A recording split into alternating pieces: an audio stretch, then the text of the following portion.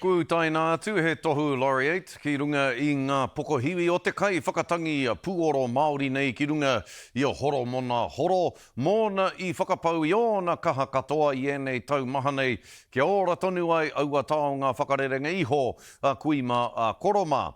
Kua mahi tahi ai ki te hunga pēnei kiri te kanawa, Moana and the Tribe. Anō nei, ko tōna wairua māhaki me te wairua māhaki o ngā pūoro e haere tahi ana, e ko tui tahi ana.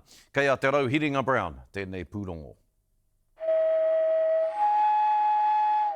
Ko te reo rōreka o ngā uri o rangi e pāororo atu nei.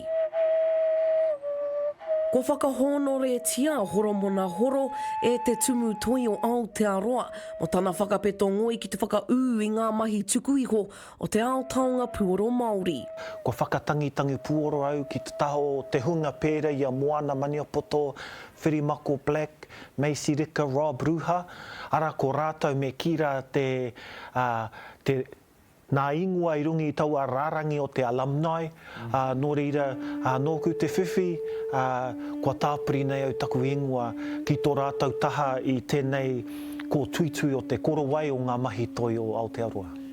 Toru tau ki muri I whai wāhi atua horomona ki te ao puoro hei kai rapi mo te rōpū hip-hop e kia nei ko te oho ngāke ko reira puawai ake tōna aroha nui ki te ao o te taonga Puoro Māori.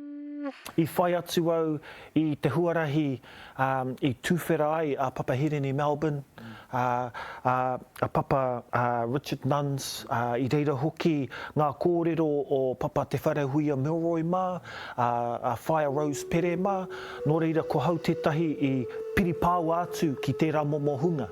Ko Haumanu Collective, tētahi kaupapa e hāpai tonu ana e horo, hei waka kawe I ngā mahi nei ki ngā tōpito katoa o te ao.